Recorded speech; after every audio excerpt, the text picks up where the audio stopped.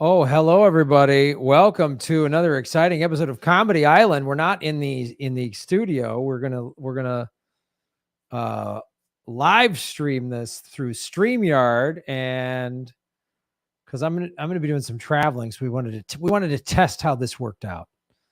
I think he's ready. Give me the thumbs up, James. You ready? You good? All right. Ladies and gentlemen, welcome to Comedy Island with Graham Elwood and James Money. Kaboom! I'm not on, am I?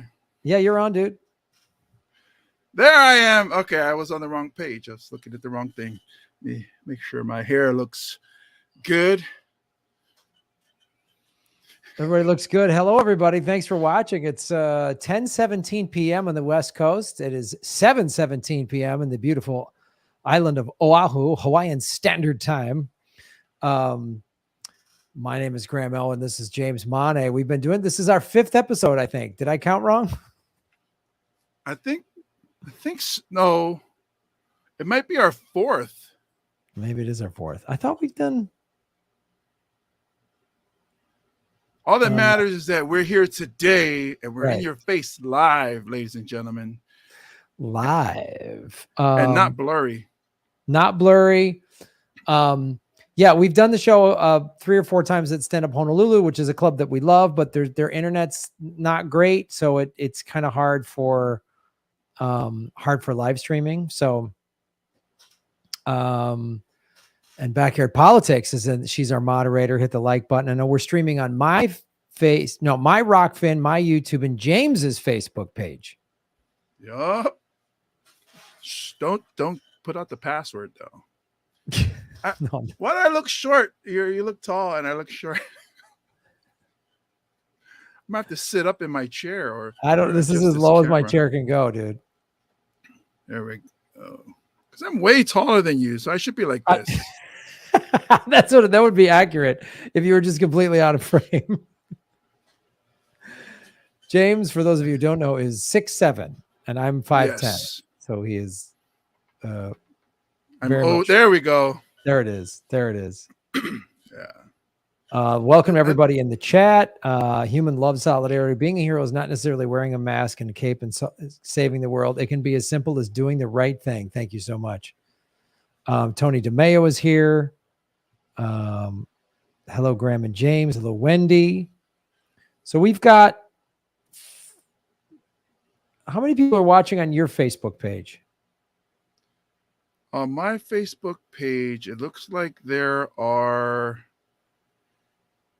is a person. All right.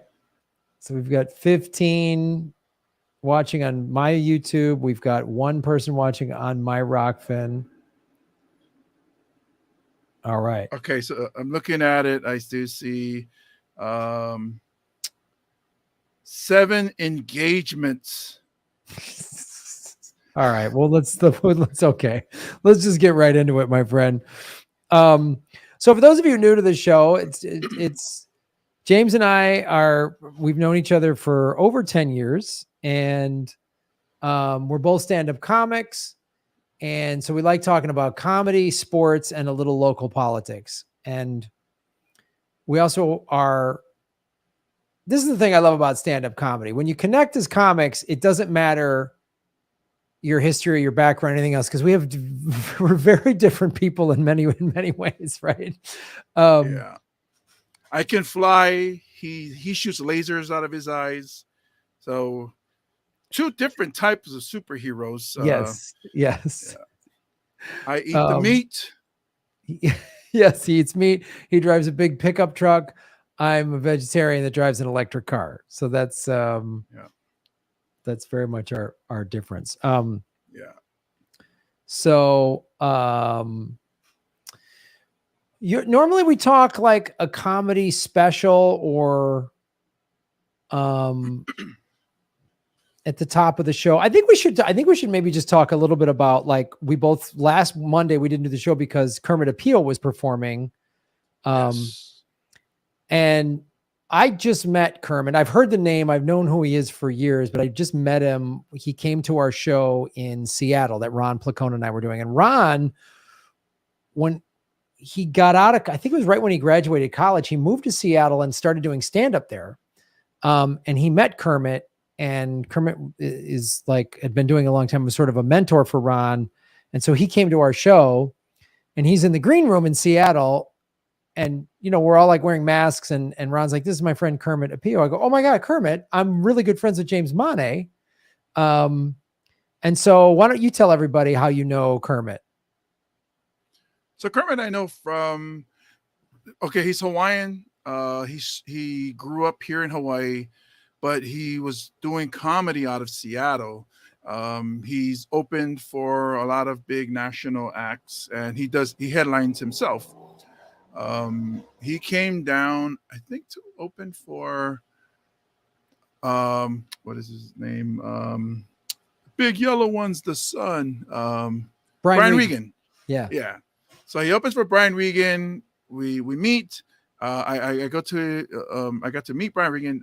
I took my daughter to the show, and that's when we formally met. And then we've talked through, you know, Facebook and social media.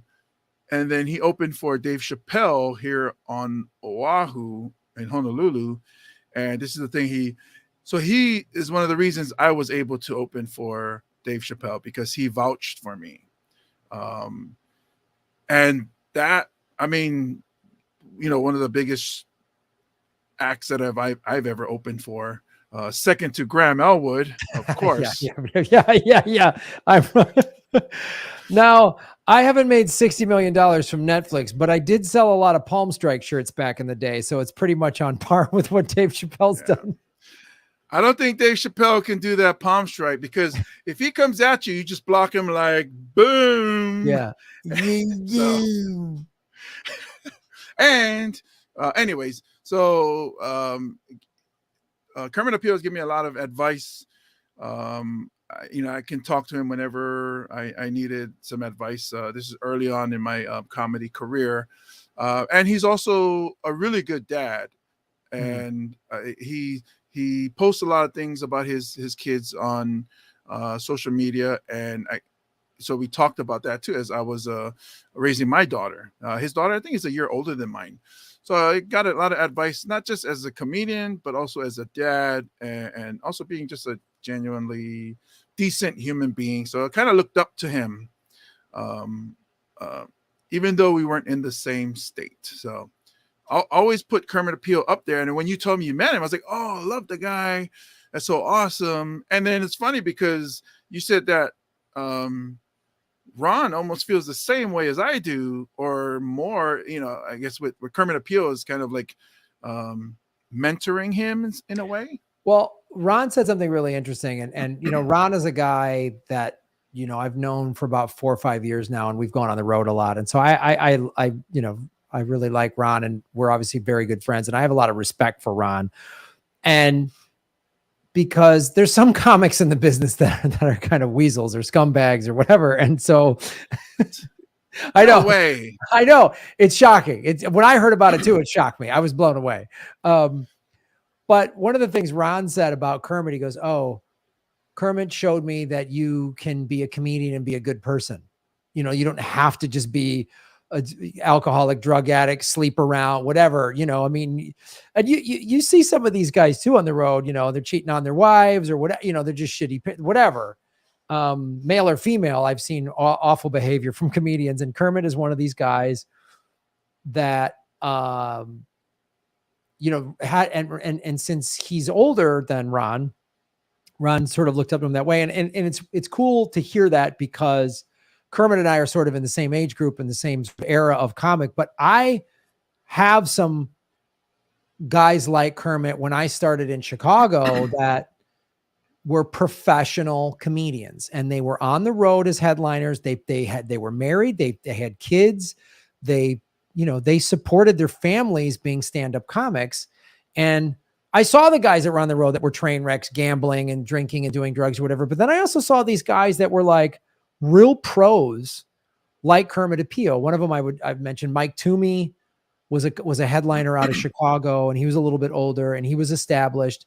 And I went on the road with him, and I just saw these guys conducted themselves. And Kermit, you know, is obviously one of those guys. I didn't work with him, but I know the way Ron spoke of him, the way you spoke of him, I know he's one of those guys, and having met him, the way he carries himself, he's one of those guys.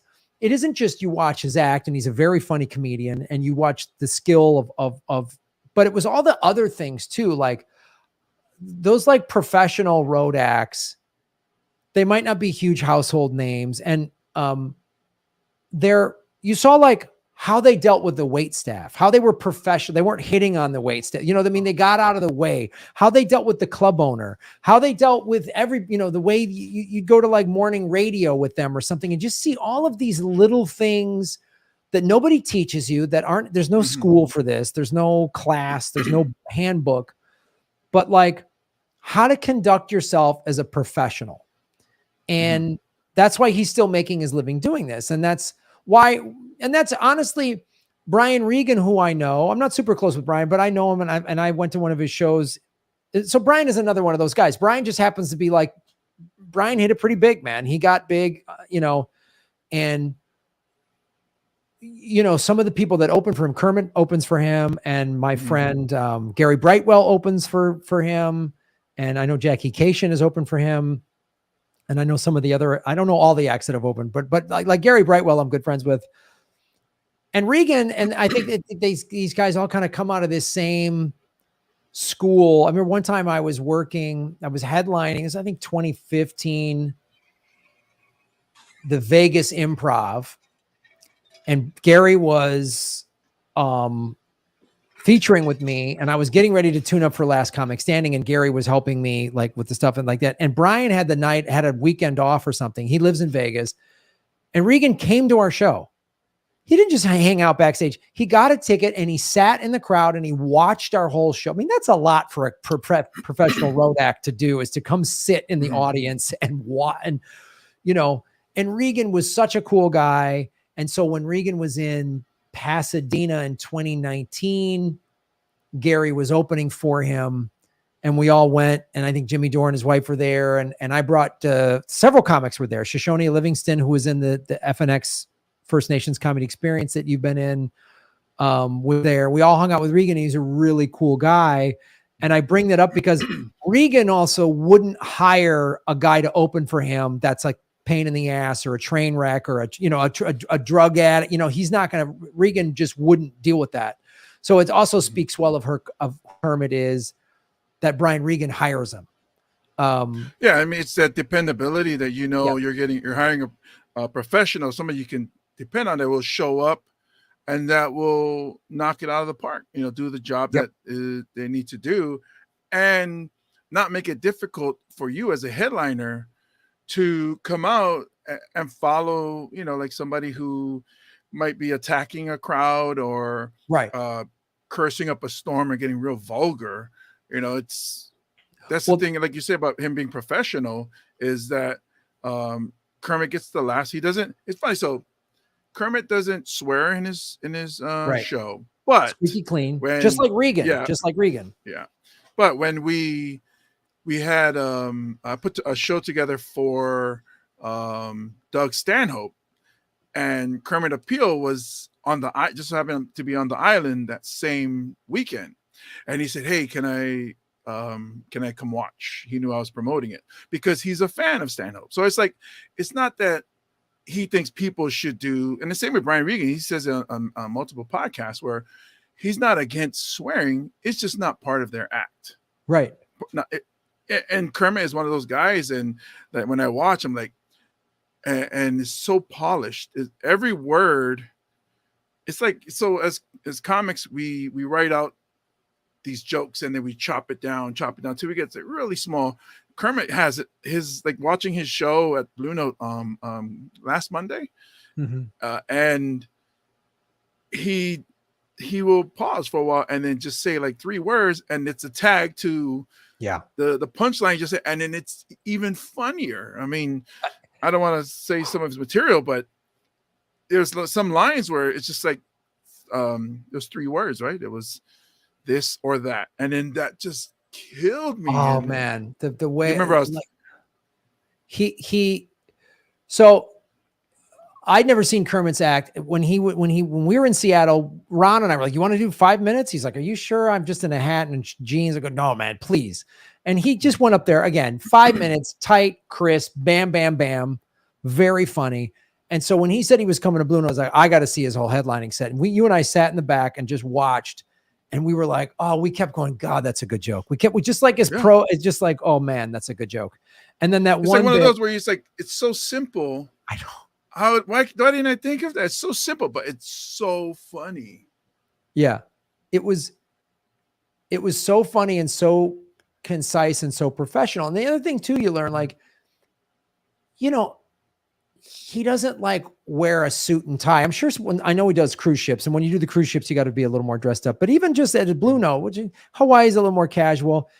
Before the show, he's in like jeans, t-shirt, and a hat or whatever. Then backstage, takes the hat off, puts on a nice aloha shirt, like a dress collared Hawaiian shirt, and goes on stage and works as a professional, you know, like, and that's the thing.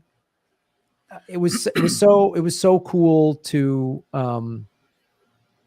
witness it, and then really nice and gracious afterwards.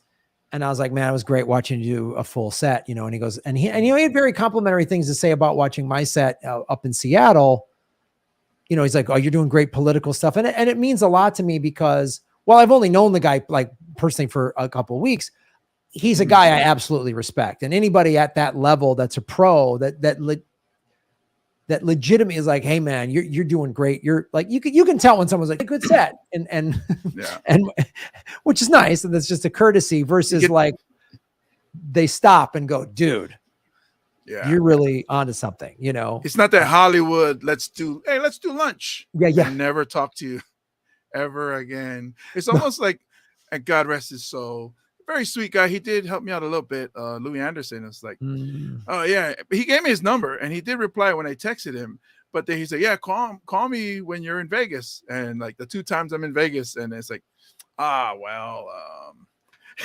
you know. Yeah. I was like, hey, don't worry about it. Yeah, you said reach out. I reach out. If I know, I get it. Yeah, I get it. If somebody who, I mean, I get it. It's almost like what you were saying when you were in Chicago, when you first started, or around the time when you first started out, where the big headliners never knew the open micers' names because why?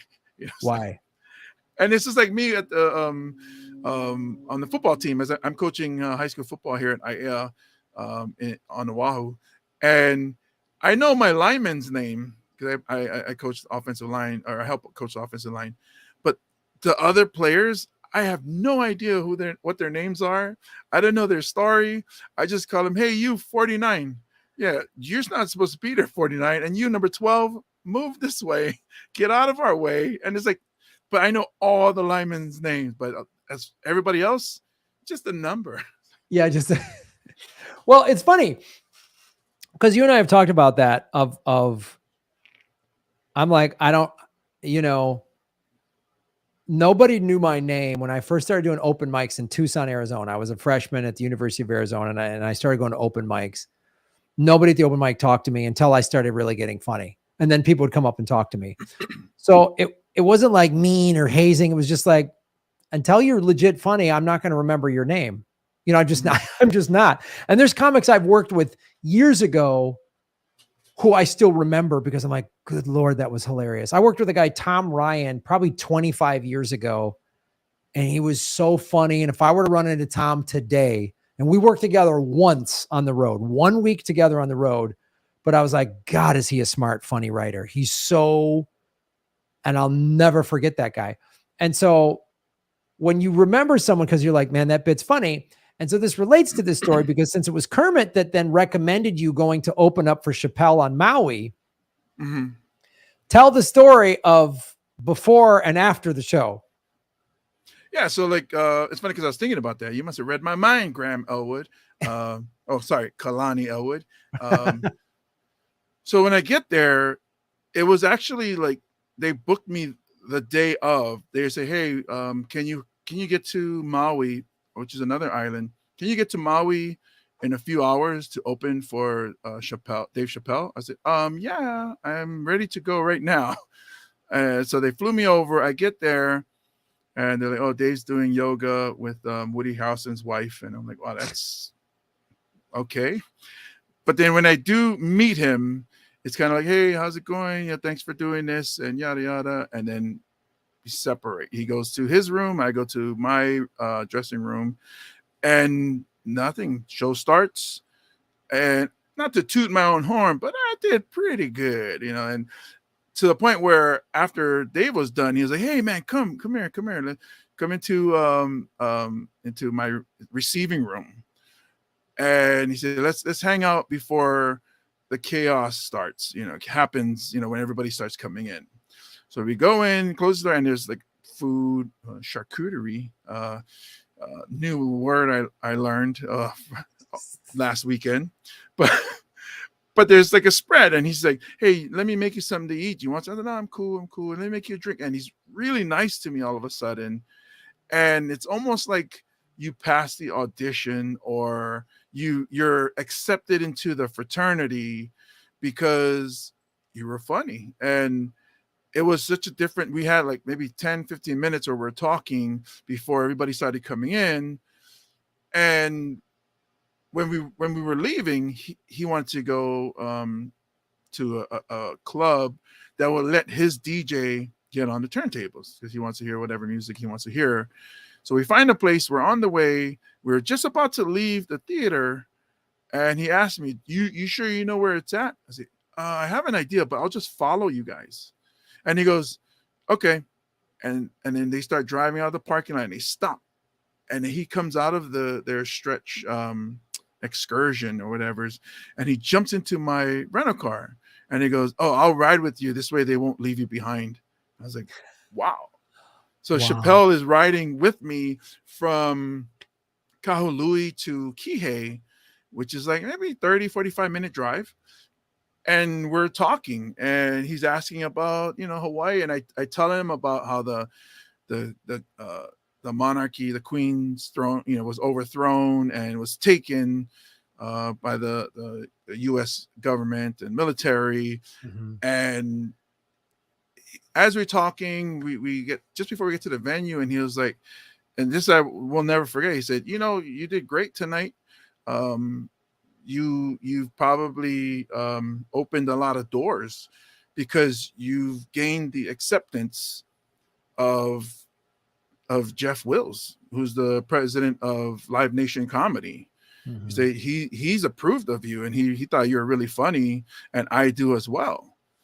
And it was like, I'm over to drive and try not to wreck the car because I'm like, holy cow, who Jeff Wills is actually, I don't like to abuse connections or friendships like that and say, I know, hey, can you hook me up with this? Can you hook me up with that? But only with Graham Elwood. It's like, hey, Graham Elwood, can you get me on the list at the Blue Note in Hawaii? Or yeah, you don't need my help getting into the Blue Note, brother. You roll up, the valets know who you are. They park your truck for free. You walk in wherever you go, man. Don't play this like.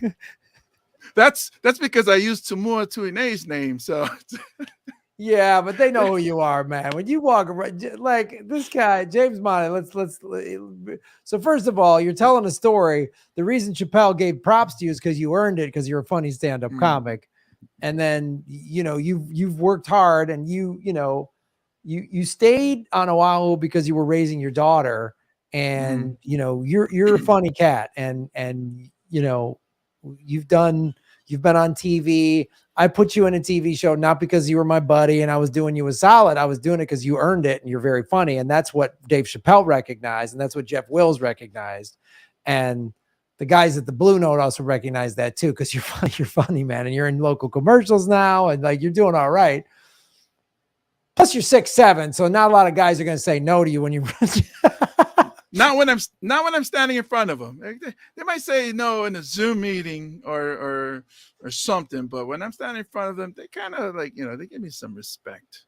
Yeah, I should use that more often. I should see, if I was that someone, like, I'm Samoan, but I'm not that Samoan. And I say that Samoan, I'm talking about the guys that check your ID at the club. If I was those dudes, or even the dudes that are in MMA or WWE, Sure. and I just walk around like, I kick everybody's ass, then I probably get more to my career. Maybe I should try that. I don't know. Is that No, too late? you don't need to do that. Maybe. You just need to call Jeff Wills up and say, "Yo, man, I need some shows on the mainland." That's what you need to do. I just might do that. But speaking of that, we got Johnny Sparkles, a local comic, who's in the chat. No Soul Light Left Behind. I'm glad that you said that right. I'm so happy that you said that right. You guys have taught me well, man. Yeah. Johnny Sparkles, Johnny Rocks Hollywood is also in the chat. Right on. So we got the two Johnnies that matter here in Hawaii. Oh wait, no, there's another John, but he's not a Johnny. So those are the two Johnnies. We do have some people chiming in, so thank you guys for hitting us up. We do. This podcast might go to less frequency as we go forward because Graham's gonna, trying to get more work doing other things. Yeah, I can't go into it, but there's some stuff that I'm working on to where I might be. I'm going to be traveling the whole month of October, doing government secrets in Europe, and then doing my own shows. Which, by the way, folks. I don't know where you're watching from, but we're doing government secrets in Berlin, October 5th. We're doing government secrets in London, October 12th. And then I come back and I do 4 shows leading up to my comedy special taping. So I'm going to be in New York City, October 18th, Madison, Wisconsin, October 20th, Detroit, October 21st, and Cincinnati, October 22nd. And then Chicago, Sweet Home Chicago. I am recording my first ever comedy special October 26th. I've done 2 albums and I did some stuff like performing overseas, but this is my first like full hour comedy special. We're shooting it on 5 4K cameras. It's going to be awesome. So if you're in any of those cities, go to GrahamElwood.com and come to one of the shows. So you got to go to, when you go to Germany, do you guys have a venue already set up or in Berlin? Yeah, it's not on my website yet, but we just got one. We got the ticket link. I just got the ticket link and I'm going to put it on my website tonight. So I was going to say, if you can, you got to do it in one of those concentration camps or one of those. Yes. We don't want to tip that joke, but yeah, it's we will see. The Wi-Fi might not be great. Pepper Lamb's in the chat. Pep, what's up, brother? Thank you for letting us use Stand Up Honolulu. We couldn't do it tonight because of scheduling stuff. Plus, we got it. I just came from football practice, so yeah, that's why my hair is kind of oily. It's from sweat and wearing the hat. It is crazy hot outside. Yeah. Luckily, we were late because I was just wiping sweat off of my forearms, everything, because I rushed to get home to do this. Took a break from yelling at high school kids about their stance and their protection to come here in my room, which is hot also. So nice. But yeah, Stand Up Honolulu. You guys check it out. It's growing. Yeah. Again, I don't like to toot my own horn, but I seem to do it a lot. But this podcast kind of helping out there. So well, helping our goal each other out is one of the reasons why we wanted to also stream it on James's Facebook is he obviously has a lot of followers here. So my audience, it's pretty late for my audience in the mainland. That's why. But not for Tony. Here on Oahu, so we can start doing this podcast in front of a live audience. But if this work stuff comes for me, I might be, who knows where I'm going to be. I might be back all over the mainland traveling around on this one project that might happen. So we might be doing this maybe once a month. But I'll be continuing my podcast, the Hawaii Comedy with James Money. Yes. And not to tip off the people where Graham is going to be, but Anchorage, Alaska might be a possibility. So because the politics there are non-existent. So Well, that was our sort of, so the segments we do, we like talking about like stand-up, either a stand-up special or in this case, Kermit Apio and what being a professional comic is. And I appreciate Johnny Sparkles in the chat saying that, you know, when he met me, I always try to treat comics like an equal because that's how I was treated. And when I see somebody legitimately funny like Sparkles, I'm telling you, man, whenever I see the bus for Eva Beach, I think of his joke, forever, forever. That joke, I love that joke. I love that joke. Forever, ever. It's a local joke, but it's about Andre 3000 from Outkast. So that already, I love that band. So that's a great joke. Yeah. And those of you that are not from Hawaii, Eva is the name of a place and a bus that goes down there. We're not going to explain his whole joke, but just saying. But it's funny. And it's spelled EWA, and the W in Hawaiian is pronounced with a V. So the actual traditional pronunciation of Hawaii is Hawaii. Just there. I like giving people that. See, that's how you earned your Hawaiian name, Kalani, because you say the Hawaii, even with the Okina after the first I. It's correct, because some people will say Hawaii. I got to work hard to not let my Chicago dialect get all in these Hawaiian words, because if I do, I'll be like Kapiolani Park or whatever. Like it'll come out.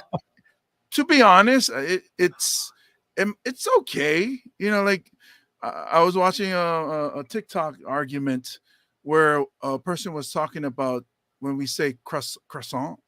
Mm-hmm. We say croissant. So it's like, that is incorrect. If you're French, you say croissant. Croissant. So if somebody telling us it's not croissant, it's croissant, that is incorrect, because I don't speak French. Right. For me, it's croissant.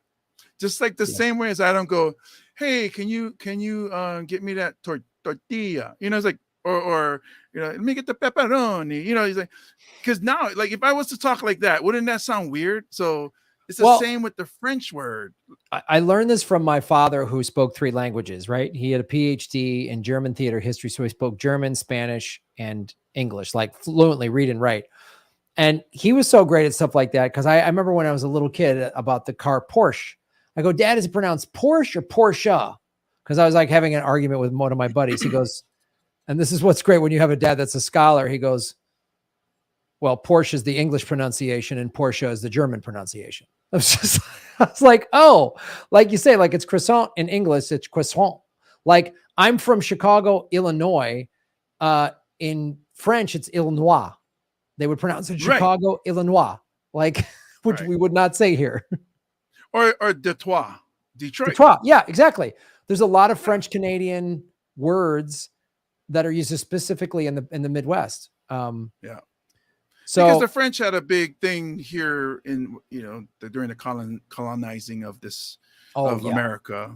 So that's why you have Louisiana and or New Orleans. And so that's why that makes sense, right? I shouldn't, when somebody tells me, let's say Zach Mama, says, no, it's pronounced croissant. It's like, no, you speak French. I don't speak French. I speak English. So for me, it's croissant or croissant. I said it wrong. It's not croissant. I had a local woman who I was on the Zoom meeting with people from Hawaii and the mainland. And I said like Kapiolani Park. Mm-hmm. And she called me to say it's Kapiolani, Graham. And she was really, and I was like I was, and I go, look, all right, I'll try to make sure, but you got to understand, I grew up in Chicago. I'm not used to any of these words. Mm-hmm. And I'll try to say copy. And she was really like, and I said, I'm not trying to be offensive to the culture, but I go, you know, you don't pronounce my name correctly. And she was like, huh? She was all taken aback. I say my name. She goes, Graham. I go, no, it's Graham. I go, you're mispronouncing my name. I go, my name has 2 syllables. And I blow through it sometimes and make it sound like it's 1 syllable. But my name is technically pronounced like Graham, like Graham. Yeah, like the ham you don't eat. Yeah, you don't eat gray ham. The only time I really hear my name pronounced correctly is when I'm either in Australia or the UK, and they're like, "Hello, Graham." Like they really angle my name up.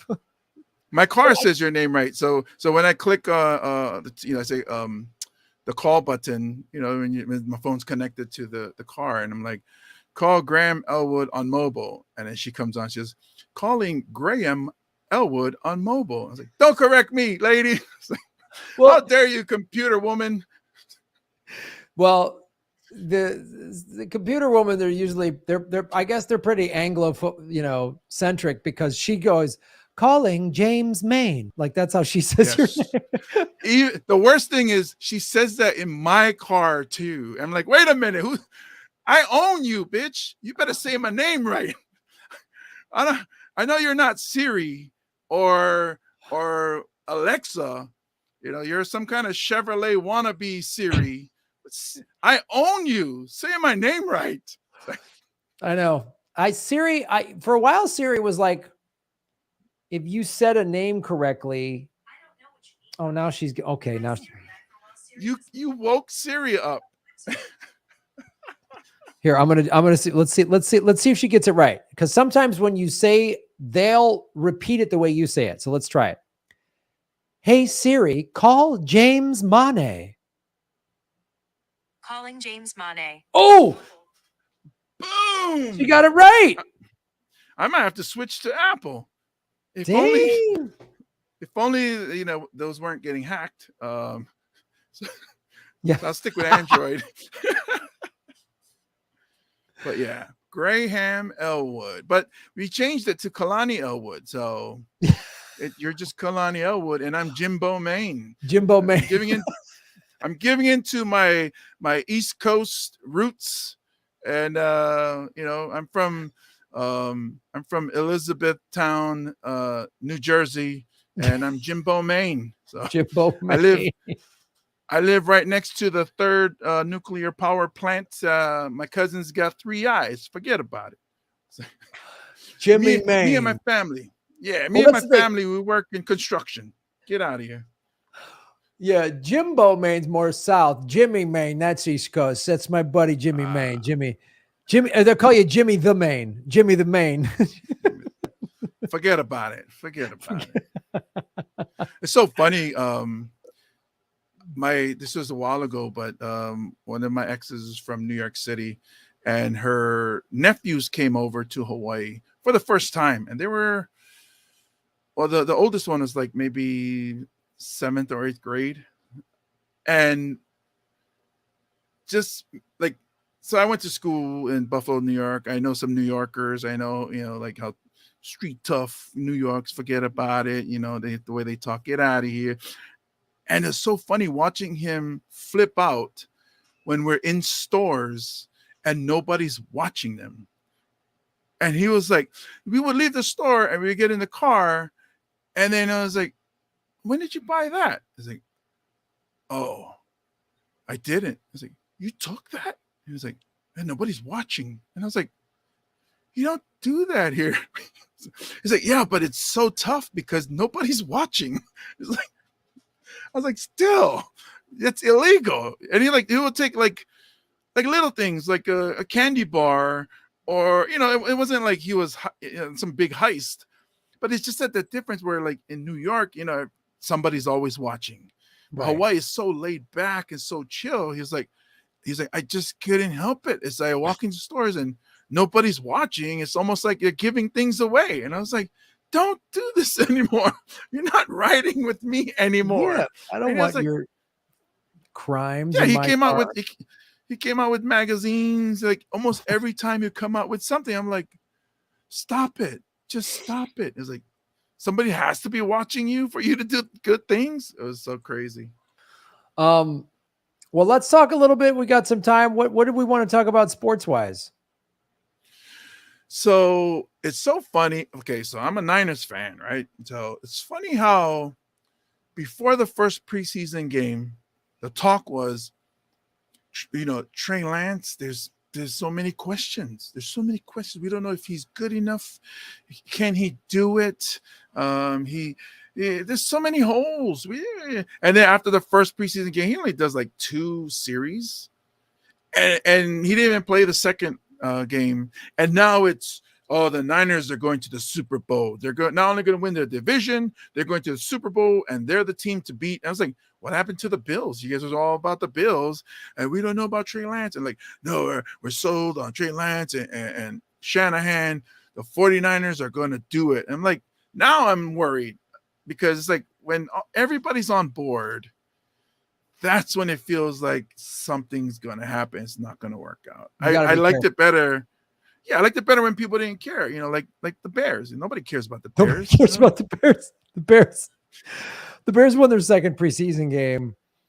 And let me tell you something. Being from Chicago, being a Bears fan, and all the years I worked in Vegas, Bears fans are nuts. Bears fans always drive the odds to win the Super Bowl number down. I think Vegas loves Bears fans because Bear fans just dump all this money in the preseason, like, this is our year, because the Bears are whatever 40 or 50 to 1 to win the Super Bowl. So Bears fans will dump a bunch of money into it and get it down to 8 to 1. And it's like, there's no way in the world they're not even going to win their division. Like Green Bay they're going to get crushed. They're going to, if they go 7-9, like if the Bears go 9-7, it's like, whoa, who saw that coming? Like there's no way they're going to even make it to the NFC Championship game. Like Bears fans are crazy. They think, and some of them, the older ones, they still talk about the 85 Bears. Like it's over. It was 40 some years ago. It's over. Like, so they got Justin Fields last year, which was like, all right, that's great, but they got no one around him. They won their second preseason game. So everybody's like, oh, here we go. And I'm like, oh God, yeah. You're going to beat Detroit. It's preseason. So you can probably beat Detroit twice. Maybe split with the Vikings. Maybe. And no way. I mean, like, I'm sorry, Graham. I don't think so. The Vikings is going to destroy your Bears. I apologize, but that's my prediction. Right. You guys are going to lose twice to the Packers, twice to the Vikings, maybe split the Lions. Yeah. So you're talking about going 1-5 in your division. So tell me now how you're getting to this. So you're going to go what, 9-1 the rest of the games or whatever? Or now they play 17 games, but come on. It's not the Bears have What's going to happen is everybody that they play in their division is going to get injured. And then everybody else that they play in NFC are going to get injured. And they'll be the only ones that didn't get injured. Because when you don't play hard, you don't get injured, right? Something like that. I don't know. And the Bears will outlast. They will outlast the competition because, No, here's what's going to happen. Former Bears linebacker Khalil Mack is going to help the Chargers get to the Super Bowl. That's what's going to happen. That's what's going to happen. The Chargers are stacked and they got a couple ex-Bears on their team. So that's what's going to happen. So I don't know. The Chargers, I think, are in for they're set up to have a disappointing season because there's so much hype about them. There's so much like, they're going to be so good. And same thing with the Bills. It's one of those things where like everybody believes in it and all of a sudden, pew. I think the Bills are different because I think the Chargers weren't that great last year and they made some offseason moves. So now everybody thinks this is going to be their year, which it could be. I think the Bills are different. The Bills were very, very close last year. I mean, they were like knocking on the door. And I think a team that gets that close and loses and doesn't do anything really dumb in the offseason, like keeps their guys and maybe adds to it, they're really dangerous. That's why I think like the Bengals and the Bills are really going to be dangerous teams because the Bengals got close, dude. I mean, they got down to the fourth quarter. I mean, they got close. Here's the thing. So the team that loses the Super Bowl, usually that quarterback never gets back. The only quarterback to do it, I believe, did it 3 times, which was Jim Kelly, and they lost it 4 times. So even if Burrow gets back, he's going to lose it if he even gets back. There's John Elway lost several times late in his life, came back. It doesn't come back the next season. No, you're right. It doesn't come back the next season. You're right. So it's not going to be the Bengals season. I know, you're right. Pepper. You're right. It's true. They really the teams that lose never. There's a lot of teams that just didn't repeat, unless it's like Tom Brady. You know, who they have some losses. Yeah, the Patriots lost, and this. Remember, they made it and then lost, and then came back, right? But not right away. When they won it, they won it. I think it's when they lost to the Giants, they didn't go back the following year. They didn't go back the following year. You're right. It's probably just because the NFL season is so brutal, and then you add 4 extra games in the playoffs that maybe they're just too spent. I don't know. Yeah, I think that's the reason a lot of starters don't play during the preseason, because it's just too many games. Yeah. I remember watching preseason and at least would see the starter play a quarter, and then you stop watching. Or if you want to see the depth, then you watch. But now, so like Trey Lance didn't even play the second game. Debo, Kittles, so many of them aren't even playing. Right. So it's so far, I think the prediction is Bills and Rams. The Rams are still loaded. The only thing is, what is the quarterback's name? Not Goff. Stafford. I think he had work done on his arm. So early in the season, it might not look good for the Rams, but really in the NFL, you just got to make the playoffs and then just win out from there. Yeah. So. And then they just announced the NBA schedule, which I'm excited for my Bulls. I'm going to be in Chicago, and they play Monday night, the 24th of, and I'm going to try to go to that game because I haven't been to United Center in years, and the Blackhawks play the next night. But the Bulls last year were a very fun team to watch. They came out of nowhere. They'd been so bad for so long, and I got the NBA package. Disappointed.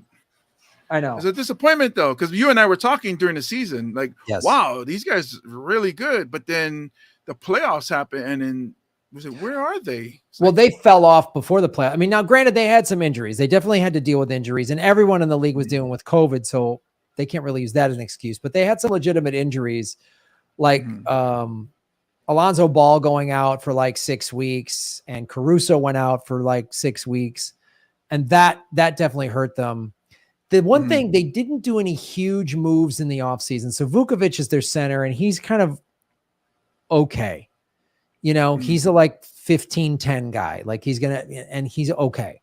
But he's not a dominant. And when you play in the same division with Giannis, you better you need to bring more.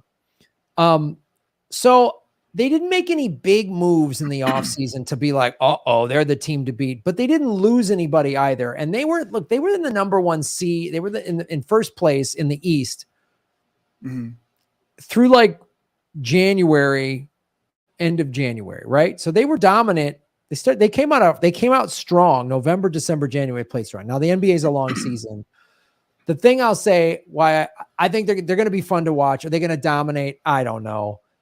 Boston is a team that got a taste of it, and I think is going to really want to be back. But I'll say this about the NBA: the East, wide open, man. Remember last year? It was like, who's going to beat the Nets? They got swept. Like, I mean, like Miami. They're tough. They got knocked out. The Bucks got knocked out. Nobody predicted Boston going to the NBA Finals. Nobody predicted that. So, I don't know. I'm excited for the NBA. I love the NBA because it's especially when it's wide open and it's hard to root. It's hard to bet against Golden State because what they did last year was amazing. But I don't know. I mean, here's the thing: the Clippers are sort of my West Coast. That's my West team, just because I've lived in LA for so long, and I like underdogs because I'm a Cubs fan. So the Clippers, man, were never. I mean, Kawhi Leonard got knocked out in the first week or two of the season, was out for the whole season. If they got Kawhi Leonard and Paul George and a bunch of young guys that got a lot of minutes last year, you got to give Ty Law credit. So Kawhi Leonard was out for the whole season.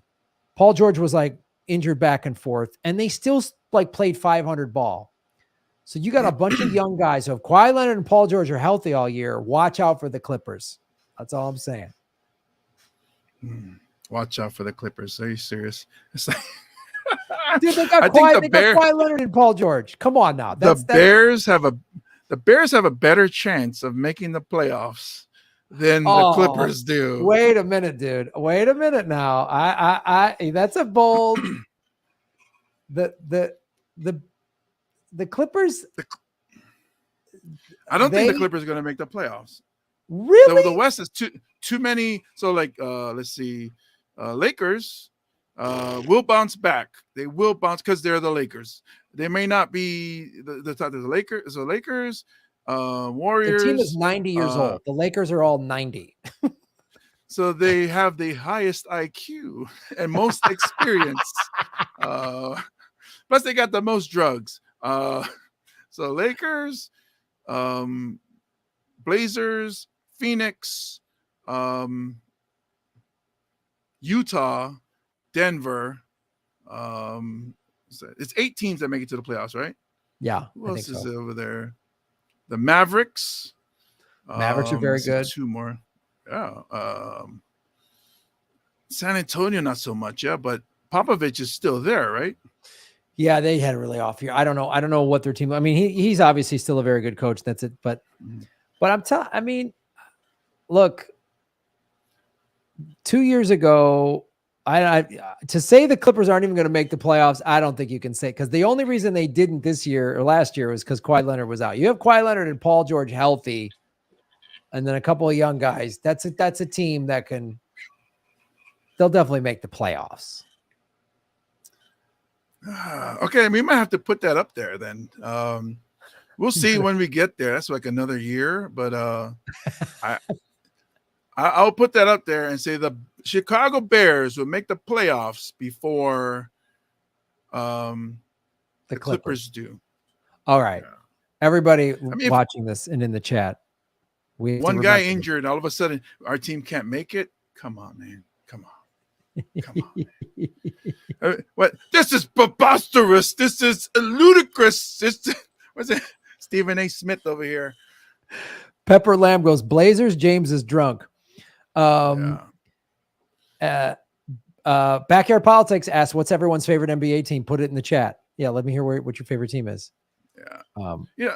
It's different for me because I'm not a team fan of NBA because, I grew up cheering for the Celtics during the Larry Bird time. Right. But then saw Michael Jordan and was like, wow. And then I always cheered for that team, which was a very likable team. Yeah. Like the bad boys of the Pistons was either you love them or you hate them. Right. Which is most people hate them. Only Detroit people like them. But the Bulls was that team that, wow, even if it was my own, they're playing against my own team, I still cheered for them. There's people in New York that loved, they would sell up because they want to see the Jordan show against Patrick Ewing and their own Knicks. So for me, it's always been player. Yeah. I've seen Kobe play live. I've seen LeBron play live. And I obviously saw Jordan play live.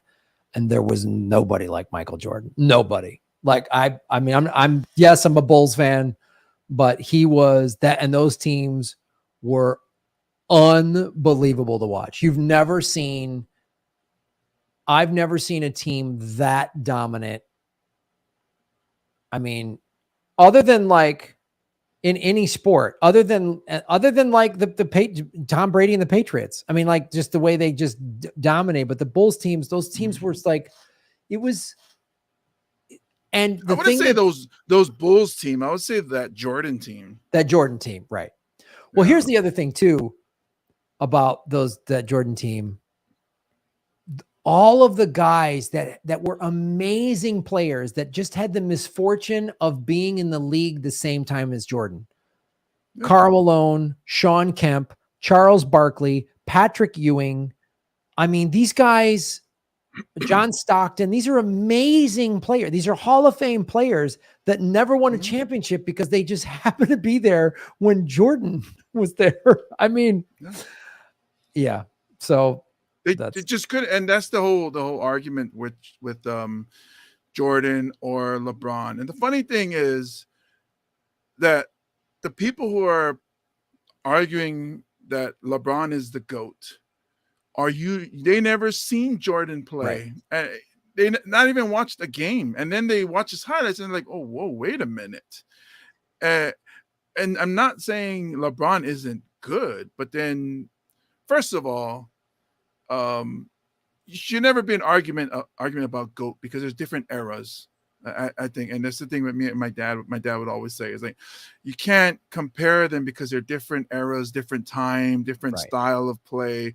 So you shouldn't get into that argument. But since that argument is out there, and we give our opinion, like Michael Jordan is a much better defender than LeBron James is overall. LeBron James, you see sometimes where he takes a break. Jordan, his thing was because he was so competitive. And if there was no Jordan, there'd be no Kobe, no LeBron. Yeah. Who LeBron, I don't know if you notice, his number is 23. I'm pretty 23. Sure. Yeah. So it's like when you have a role model and you do what the role model do, it kind of says, yeah, I want to be that guy. So that guy is the GOAT. The things, having, like I said, watched all of them play live, they're all guys that can just take a game over, which is like what makes you a great player, right? But here's the stuff about Jordan. One, like you said, this is the thing that always gets overlooked. He was all defense. Him and Pippen were all defense. They were amazing. And that's how they got their fast break points. They trap, they double team, they get turnovers, and boom, they'd be gone, right? Then you've got the fact that Jordan, undefeated in the NBA Finals. Undefeated. And this one, everybody overlooks this. The Bulls in their 6 championships never needed a game 7 in the finals. Never needed it. They won everyone in 5 or 6 games. Never got forced to a game 7. Never blew a 3-1 lead. Never. They came and clamped people down. And they like, nope. They just, those are the stats that I'm like, everybody kind of overlooks. But because people say, this is the other thing too. Your dad's right. Different eras, different, they didn't back in the day, they didn't have the training and the fitness and stuff like that. But even then, and I've heard so many NBA players say this, if Jordan was playing today with these rules and the analytics and everybody shooting threes, Jordan would be averaging 50 points a night. Like, can you imagine if Jordan was just shooting 25 threes a night? Like what kind of numbers he would have? I mean, well, you brought a great point about the fitness differences and the lifestyle differences. Can you imagine if Wilt Chamberlain had Gatorade? Yeah, Chamberlain. I mean, imagine. No, seriously though. Think if Wilt Chamberlain had the technology, the science and research and technology of that today's athlete has. Because back then, what did he have? Like a cup of coffee and a steak before the game or some shit like that. You know what I mean? Like, and no sex during the season. Although I doubt it because he said he with a lot. So, like, I'm sure. I mean, you take the fitness. They say LeBron James spends $1 million a year on staying in shape, right? You talk to that, what's his name? Tim Glover was the trainer to Jordan and Kobe. He even has a book out, right? And he talks about how those guys had this thing, like they worked out. They were the first to the gym. They last to leave. Like, when everyone was at the club, they were working out. And if that's the other thing, you take those old school guys like, Wilt or Kareem and give them today's training, Moses workout. Malone. Ooh, they would have been wicked, man. So anyway, that's something awesome to imagine. Like, wow, like Dick Butkus drinking Gatorade and eating and living the vegan life and just healthy and just. He might be leaner, but he'd probably be like the whole game just dominating. Well, I remember I saw an interview with Dick Butkus, who he said that. He goes, the fitness conditioning, we didn't do half of what these guys are doing today. We just didn't know. We just didn't. You were just a big guy and you ran wind sprints. Like that was it. And maybe you threw some weights around. But the way the training now is so sophisticated because these are multi-billion-dollar industries, you know, and you got a guy that's worth that you just gave $100 million contract to. You have the best science and research and fitness training. I mean, and these guys are in flawless shape, you know, and Dick Butkus is holding a cigarette and throwing it out and then chewing on a Polish sausage. Let's go play some football. I mean, it's Backyard Politics says, damn, Graham, I never knew you knew so much about basketball. Impressed. Yes. Well, look, the reason why I love basketball so much is I never really played organized, but it's a sport I wish I would have played more of. But when I was 11, we moved from Wisconsin to Chicago. And high school basketball is big and was kind of big in Wisconsin. Hockey is the big sport. Hockey and football are the big sports in Wisconsin. When I moved to Chicago, oh my God, basketball was king. I mean, everyone loved football and the baseball, but man, the basketball, everybody played basketball, right? Everybody. And then Jordan came to town and boy, everyone was paying attention. So I started watching so much basketball. And one of my good friends, Bob Gillespie, whose brother, Steve Gillespie, was on Anything Can Happen. And Steve's a very funny comic. Bob was a comic when I met him. They grew up in a coaching house. So their dad coached a Division III basketball. Their grandfather, Gordon Gillespie, was one of the all-time winningest high school football coaches in the state of Illinois. And so he grew up in a coach's house. So when I would watch basketball with him, he would like explain the game to me and watch it. And so we watched basketball music and house music in Chicago. Absolutely. Yeah. That's what I grew up with. I was listening to house music in the 80s before like white kids were listening to that. It was house music and basketball. Man, we played pickup basketball all the time. But if you heard it, that means the white kid did hear it. Yeah. Well, my high school was 40% black. That's why I heard it, because my high school was not a white high school. So we grew up, all anybody talked about was basketball. And then it was like, so not only in Chicago did you have the Bulls, but then everybody watched Big Ten basketball. So you had Northwestern was in Evanston where I live. You had UIC Circle. You had DePaul, which had really good teams in the 80s. You had Illinois Chicago or Loyola Chicago. And then downstate, you had University of Illinois Champaign. And so and my high school basketball team was really good. And we went downstate one year. And so it was like, I got a crash course in basketball from the time I was about 12. And then all through my 20s, all I did was watch so much basketball. And it was like, it was so cool. I mean, to know that much about. That's why I'm such a fan of basketball. That's why when I lived in LA, I had season tickets to the Sparks because I like basketball, and the WNBA is like a pure form of basketball. The tickets are cheap, and I just love going to basketball games. I mean, I love going to sports, any kind of sports. They're just fun. Like, and you and I have gone to UH games. I just love the strategy of any sport, but. Yeah, because even same thing when I started watching soccer, my daughter started playing soccer. Then I got into soccer. I mean, shoot, let's see. Oh, I can't move my camera, but I got a Barcelona flag hanging in my room. Which is my daughter's favorite team. My favorite team is Liverpool, and just got like we still watch. She's no longer playing soccer. She stopped playing like 3 years ago. She's into volleyball now. But then it's like, where's professional volleyball? You know, it's like it's hard to find. So she doesn't have like we're not fans of any volleyball team, so it's hard. I'm not hating on volleyball, but I'm like volleyball. I'd rather watch soccer.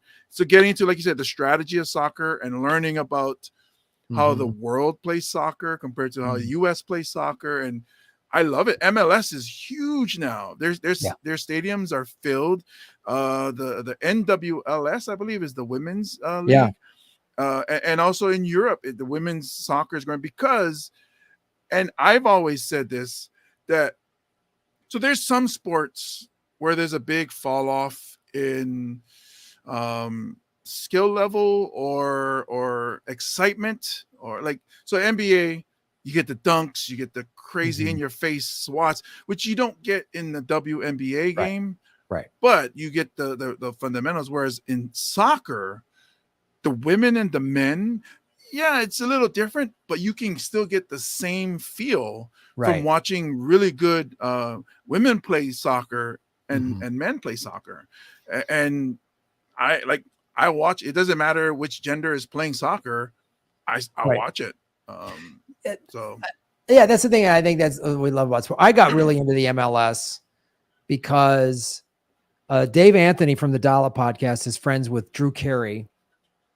And when the Galaxy got David Beckham, Drew Carey had like a luxury suite there, and he wasn't using it all the time. So whenever it was like empty, me and Dave and Mike Siegel, who's also been on the show, and a couple other buddies, we'd go watch the MLS, and man, was it fun. And Beckham and Donovan, and I understood MLS compared to the European leagues is like, you know, AAA ball or whatever, you know, like it's a slightly less league, but like you say now, the stadiums are full. It's a fun caliber of play. And to watch, I mean, I watched the Galaxy win a couple of MLS Cups. I mean, it was like fun to go to the games, and live sporting events are just fun. I mean, it's just fun. And well, it's much bigger now because now American players are starting to learn how to play the way the world plays soccer.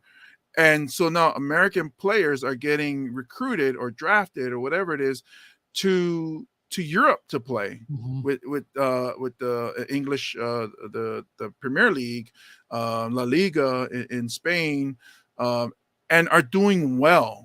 Right. I forget which team it was. I think they beat Manchester United this weekend, and it was an American that scored the winning goal, and then they have an American manager or gaffer, as they say over there. So it's like, and there's even American ownership of some of the European or the British league.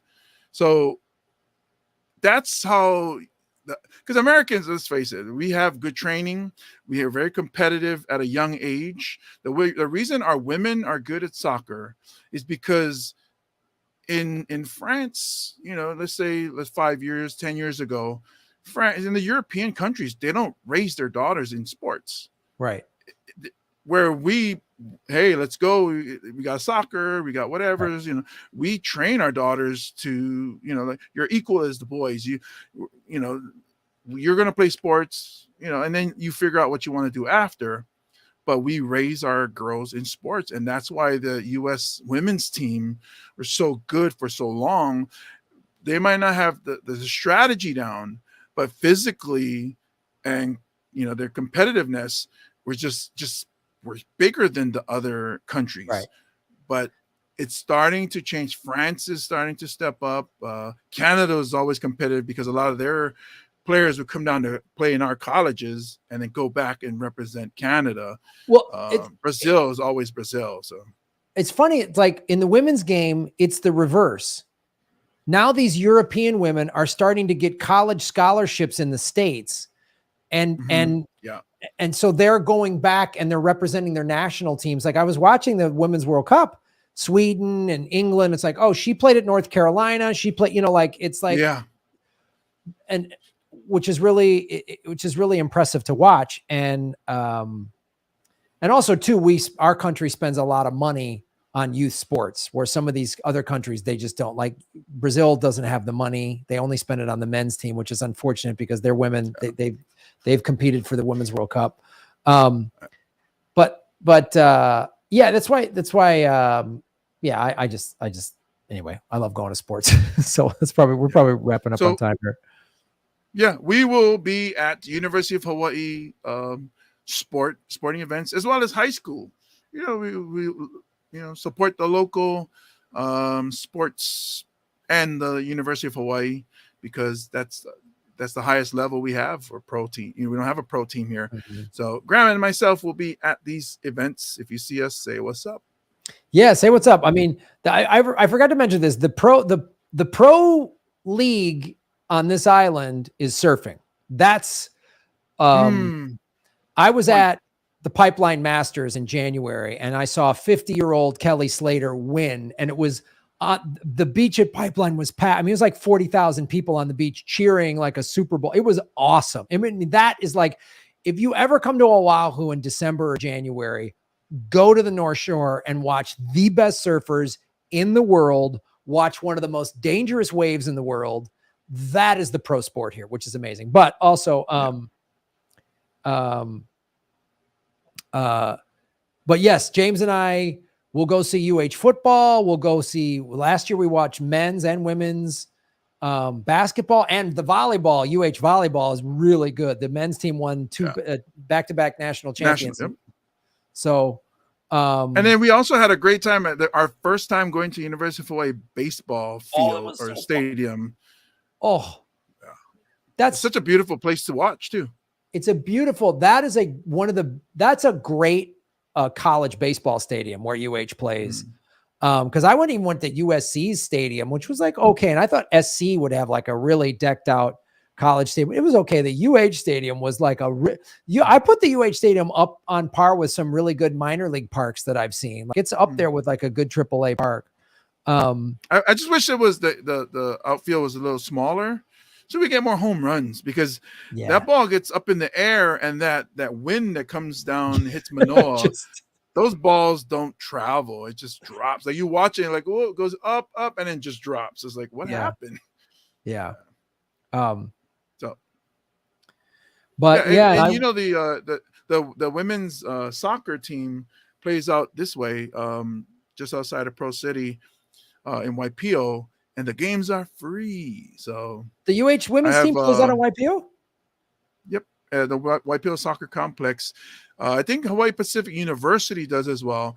And a lot of the girls that are playing on those teams, I know the parents because they played soccer with my daughter, Tyla. So I know a lot. So it's like, hey, might as well, since we're going to go to, cheer on the home team, maybe you guys can see us. Hey, I want to give a shout out to 808 Viral.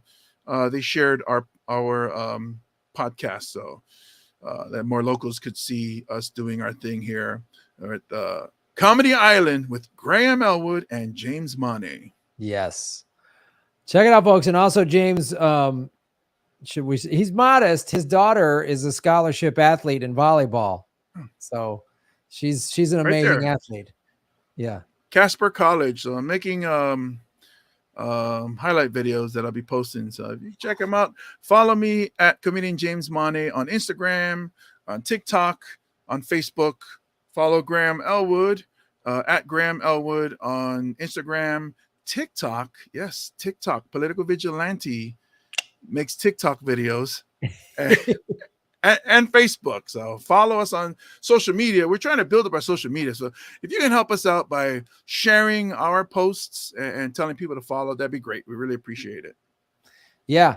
And go to our websites. I've got tour dates all through October. Like I said, I'm going to be Berlin, London, New York, Madison, Detroit, Cincy, and Chicago, all in October. Go to grahamelwood.com for tickets if you're near any of those cities. Yep. And I'll be in Honolulu and Honolulu and Honolulu and Kapolei and Honolulu. So, hey, if you haven't already, go ahead and follow at Stand Up HNL on Instagram. It's our main sponsor so far for this podcast. So thank you to Pepper Lamb and his people at Stand Up Honolulu Comedy Club, the only comedy club in Hawaii today. Boom. Check it out. Thank you, everybody watching. I know it's late for people on the mainland watching. We appreciate you watching late on the mainland, and everybody here in the beautiful state of Hawaii. Mahalo for watching. And this has been Comedy Island with Jimbo Maine and Kalani Elwood. Booyah. All right. We'll see everybody later.